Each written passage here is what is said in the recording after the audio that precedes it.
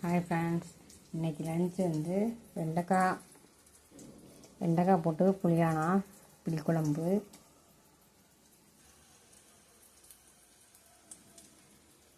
முட்டை பொரித்து இதில் போட்டாலும் நல்லாயிருக்கும்,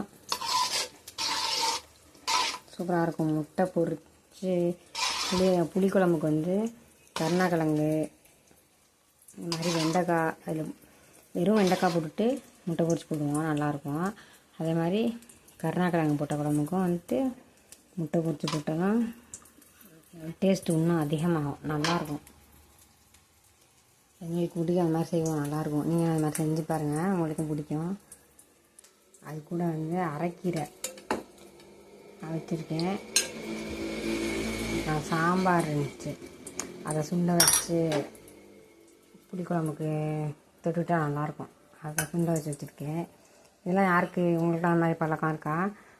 புளிக்குழம்புக்கு சாம்பார் பழைய மிஞ்சிச்சுன்னா அதை சுண்டை வச்சு சுட்டு சாப்பிட்றது. அதே மாதிரி புளிக்குழம்புக்கு வந்துட்டு சாம்பார் வேணும்னா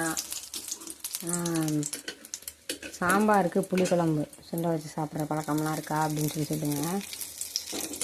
அது கூட ஒரு ஆம்லேட் போட்டுட்டாச்சு. அவ்வளோதான், இன்றைக்கி லன்ச். வாங்க சாப்பிட்லாம். எண்ணெய் அதிகமாகிடுச்சு, அதனால தான் வறுத்து எடுக்க வேண்டியதாக இருக்குதுல்ல. அப்போ